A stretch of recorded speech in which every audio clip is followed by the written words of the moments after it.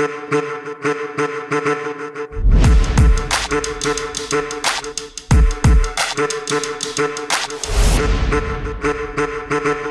Uma. Welcome to our podcast. We're really delighted to have you with us.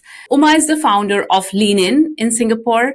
She's also a leader with 20 years of experience, specializing in technology sales leadership across Asia Pacific and Japan.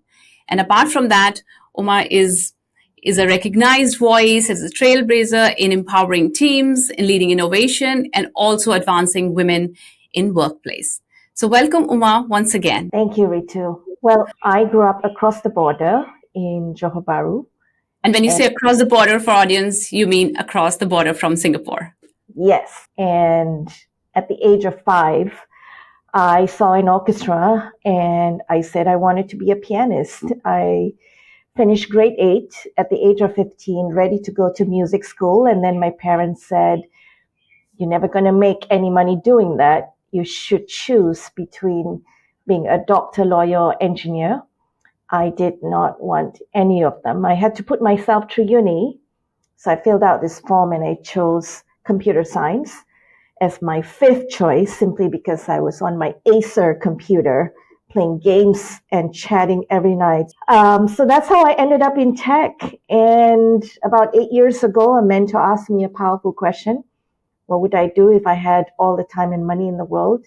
And I knew I wanted to do something to progress women. I'm still very intrigued from music to technology. Like, what led you there? And not only leading there, but also staying there for 20 years, for the next 15, 20 years. Yeah, I didn't have a choice in terms of what led me there because I had to put myself through university, and that meant taking a government loan. And whatever was given to me was what I had to take. And what was given to me was my last choice, computer science. Yeah. And so when you study something like that, you kind of, at that time, you just figure like, okay, I guess I got to get into technology. But your second question in terms of what kept me here, yes. Technology, I think, has turned out to be extremely enriching. And I have to say, honestly, it pays really well. And so,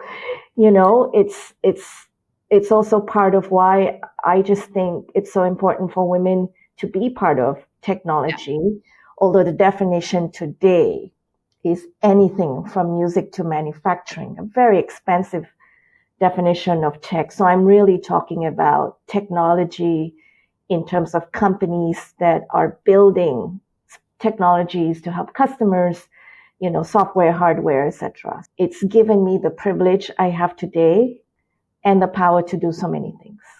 Right. So well said. A lot of emerging women leaders really want to listen to stories of leaders like yourself. When you look back at your career, and you've been at it for about 20 years, what were some of the key challenges that you faced?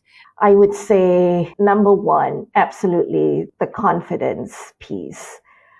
And to that, I will say, I did not like what I saw in the mirror till I was in my 30s. And because I grew up in a country, Malaysia, where as a dark-skinned girl, every models that you see in magazines are lighter skinned. I mean, even my own mother gave me Fair and Lovely, which is this lightening cream from India. So I grew up ingrained with this thought that I am not worthy or good enough or deserving because of my skin color.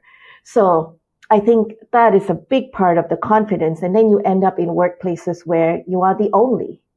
And that comes with its own self-penalties, what you do to hold yourself back, etc. Now, so that's one. The second I would say is around creating visibility. I do identify as an introvert in terms of how I respond to social stimulation is different. And yes, I can get on stage and speak to an audience of 1,000, but I will need to be on my own after to recover. And so as an introvert, I struggled to find my voice, let alone promote my work. And the third, I would say, is around defining success.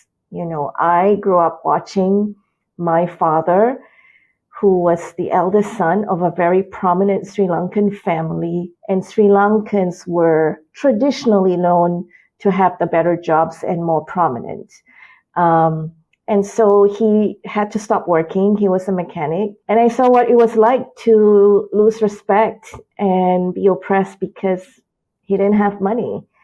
And so everything about defining success for me was about money and title and power. What did I learn from those three challenges is, I'd say the first one around feeling confident. My journey started with very deep introspection work.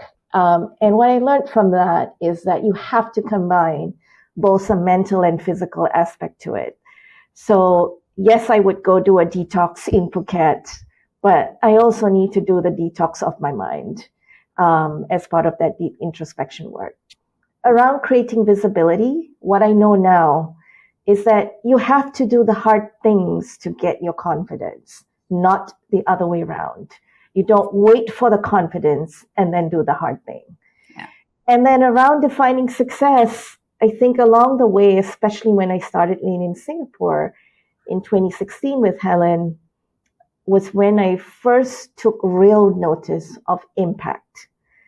And that's when I really had to think about, well, what are my gifts and how do I use my personality to serve the calling of my soul? What was I created to fulfill is now how I think about success. Wow. The first one that you said about confidence, I'm sure so many people can relate to the physical aspects of, especially women, of not feeling confident, whether it's their skin color, their hair color, eye color, whatever may be the thing. And I'm just thinking, if somebody were to meet you today and look at you, like, they probably wouldn't even believe you had a confidence issue ever, right? Like, I mean, you just are so comfortable in your own skin, and no pun intended, but you just, you just embody confidence so much. I'm really keen to know, how did you go from feeling like that to where you are right now, so confident? Yeah, I would say there is a few small shifts and they all add up. The first was when I left my house in Johor Bahru, that little town I grew up in, and I went to the big city in Malaysia, Kuala Lumpur. I lost a lot of weight and my skin cleared up, and I started getting attention from boys. And as a girl, man, does that help with your confidence? I talked recently on LinkedIn about only wearing pants for the first 10 years of my career because all I saw were men around me. And I really didn't know what it meant to be in touch with my femininity. That came in my 30s after I started loving what I saw in the mirror. And gosh, Ritu, is that hard work, right? Yes. To love what we see in the mirror, because whatever you see outside, the aura that people carry, the quote unquote confidence, actually is a testament of how they feel about themselves inside. Only later in my 30s did I figure out what is the style. Who is Uma and what kind of style do I like? What kind of clothes do I feel good in? And yes, I wear heels because I feel taller and I'm going to walk differently. Yeah. I think you carry yourself differently when you feel good in the clothes that you wear. And actually, I'm at a stage today, just last week, I gave away about half of my makeup collection because I use lesser and lesser of it. Yeah. Yeah. It's really interesting because, as you rightly said, it's a journey. When you're younger, as you said, physically, how you look, how you show up makes so much of a difference. And you come around it, you work around it. And then you get to a stage where you're like, okay, now I just from inside feel so confident that I like all these external things start to matter less and less. And I'm sure a lot of us, I'm in my late 40s, all of us can relate to this whole journey. So I would say to a listener, depending on where you are on this journey, it's okay. It's all going to change, shift. So it's okay, whatever you're doing. And if you're not doing, maybe you can do something. Uma, can you share with us what are your 3 tips for leaders to build visibility? Okay, so here are the 3 things, if I had to look back, that were the most important to me in my journey to build visibility for myself. The first was that I had to learn to champion myself. This concept of working hard and hoping people will notice did not work for me. It does not work. So I had to learn to voice out what I was doing, what I was about. And I started with something as small as telling the person who sat next to me in the office, here's what I'm working on. And then I expanded it to the person that sat behind me. And then I told other people in the company. Then I wrote that email to my boss about the special project. And what I've done for the week. So you've got to champion yourself because people don't know and can't remember what you do. So that's the first. The second was I asked myself, where is my audience hanging out? For me, it's about people who do business in Asia, men who want to be allies, women who want to progress in the workplace, anyone interested in personal growth, and parents of young girls, right? So they were all hanging out on LinkedIn. So I use LinkedIn as my platform. So leverage the right platform by asking yourself, where is your audience hanging out? That's number 2. Number 3, I'd say sharpen your communication skills because no matter what job you do, and if you want that, big top of the mountain position, communication skills is what's going to set you apart. Presentation, speaking, writing. In terms of building visibility, writing is the most important one. And here's a quick tip on what I do every day to improve my writing. I find a paragraph that I love. You can start with a sentence. I've moved to writing a page of a book, anything that I loved, and I copy word for word, and I take a pen and paper and do that every day. It takes you 5-10 minutes. What you're going to see happen is your brain is going to start connecting dots on how all of these people write and the choice of their words, how they choose to express something. And then you're going to be able to take all of that and use that in your own voice. Because remember, if you only take it from one source, that's plagiarism. But if you take it from many, that's research. Love that. Thank you so much. You mentioned the word mentor there. And I want to kind of double click on that a bit.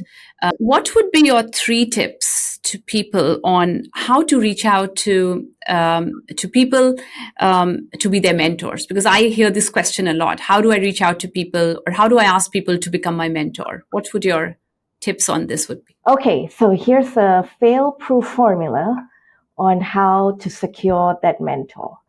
First, you've got to understand what help you are seeking. So be very clear.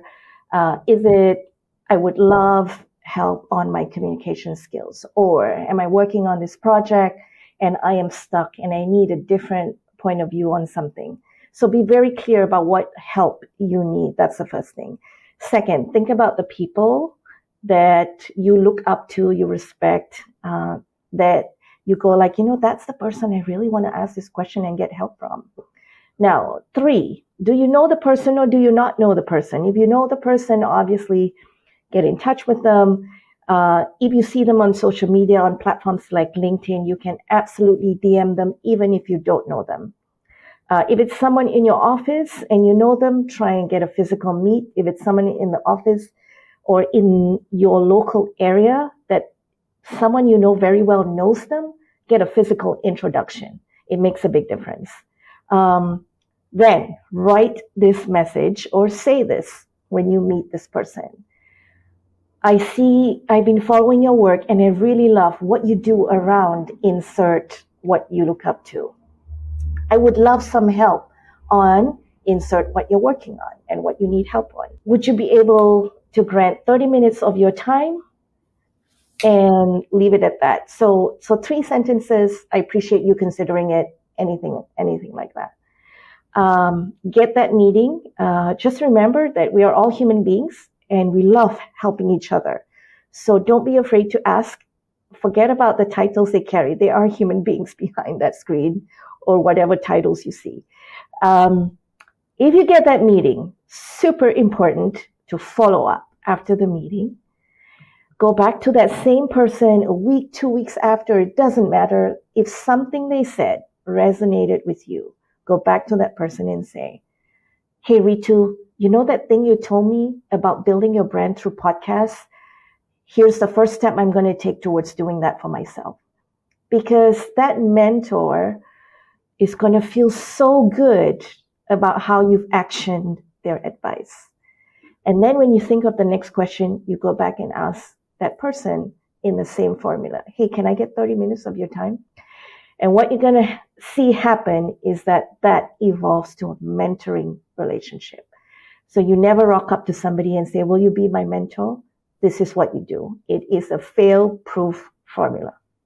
Perfect. That's so awesome. Who've been your top 2, 3 mentors that you've looked up to that have really helped you in this journey? They are white men with power, privilege, and platform. So Steve Leonard, who was the president of EMC, which became Dell for Asia Pacific and Japan, was one of them. He changed my career trajectory. He was the first person who respected my ambitions because he did not say to me, you are too ambitious or very ambitious when I said I wanted his job. He said to me, when would you like that by?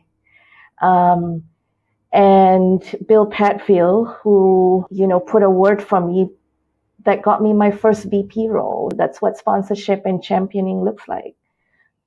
Jeff Hayden, who I wrote about recently, who declared in front of a room of 50 people from all over Asia Pacific and Japan that he was going to dinner with me. He was the COO of the company, and I was a junior executive woman. And what he did in that few seconds was to normalize that senior men can go to dinner with junior women, and it's called mentorship. Yeah. Wow. So, nobody takes a bet if they don't see that talent, right? So it kind of turned out really well for you. And I'm so happy to hear that. I wanted to ask you a little bit about, about this whole thing of what people say. It starts off as success. And you did allude to this, that, earlier in our careers and in your career, it meant, power, position, money, and then it evolves, right? Walk me a little bit through that journey of at what stage do people start to see, okay, now I want to make an impact, or when they start saying, I want to make an impact versus now every 1 year, I want that promotion, right? For me, I could only think about the next thing when my basic needs were met. Yeah. So what are your most basic needs? For me at that time, my first job, I really just wanted to sleep in my own bed. And on my own, I had to sleep on the floor on a single mattress with 4 other girls in university. I didn't, then if that basic need is met, what was the next basic need? Could I get my own apartment? How much was that going to cost? So I think you get to a point that when your basic needs are met, and it's always moving. And actually last weekend I was speaking at an event and I was asked this question, Uma, did you ever feel that you have arrived? And I said, yeah, actually when I was a child, because I felt shame. I had to go on this separate queue to get borrowed books because I couldn't afford new books. And I started reading business magazines at the age of 9. My uncle from Kuala Lumpur in Malaysia would come and sneak them to me. I had no idea what I was reading, but I'd see all these successful people in magazines and I'd be like, okay, so my definition would be, and I loved the Lexus car ad when I was a kid, that I would be able to drive a different Lexus every day of the week. So, and then it happened and then it shifted because my basic needs were met. I mean, today I think about micro moments of arrivals instead of that one big arrival moment. I just celebrated my birthday and it's a great time of year. So for those of you listening, whenever your birthday is coming up, pay attention to this because the messages that you receive that goes beyond happy birthday, where people tell you what you mean to them and the impact that you have on them. Like my 2 nephews who are 20 and 18 this year, who wrote me this card and talked about the impact that I have on their lives. those are your micro moments of arrivals. It's so nice to hear that. And thanks for being so open and sharing. I also find sometimes younger women leaders kind of torn a little bit of the guilt. Oh, I want that promotion, but I also don't know what impact I'm making, right? So again, to the point that it is a journey. Once you are satisfied with what you're doing, your basic needs are met, only then can you think of start to make an impact. And I'm generalizing, but broadly, that's how it is. So it's okay. It's okay to go after that promotion. It's okay to kind of, want that increment. There is no guilt or there's nothing wrong with that, because especially women, I think we hold ourselves back saying, oh, will I come across as very needy? Will I come across as being, too demanding, too greedy? So it's absolutely okay. So thanks for normalizing that and telling your story. So I want to ask you one question. If you were to look back and if there was one piece of advice you would give your younger self, what would that be? I would say ask for help. And I say that because I have spent majority of my 20s and a big part of my 30s thinking that I needed to do it alone. And I think asking for help can come in so many forms. But for me, I remember my first sales job. I was in IBM and I was the only one left in the office. It was 10 p.m. at night. I was overwhelmed because I don't know sales. It was my first sales job. And I was just overwhelmed. I cried at my desk. I didn't know how to ask for help. I didn't know I could. I didn't want to seem like, oh, you made a mistake hiring me or giving me this opportunity. What I wish I knew then, which I know now, is that people who want the best for you will want what's best for you. And will do their best for you. Right. Wow. Thank you so much, Uma. It's been really inspirational. The word that people use to describe you, it's actually been inspirational, and I'm sure our listeners are going to get lots of good nuggets of advice, of things they can go ahead and do.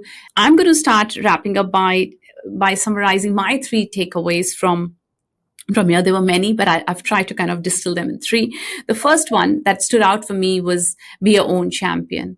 I think expecting others to do it before we start to do it doesn't work. So just own yourself, your talents, your gifts, and be your own champion. That way, you build visibility, but also confidence.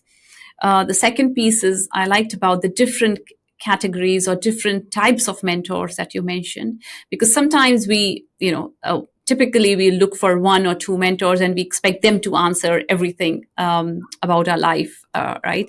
But I think that makes so much sense of having different mentors. And I love the approach of how do you get to a mentor. That's really great.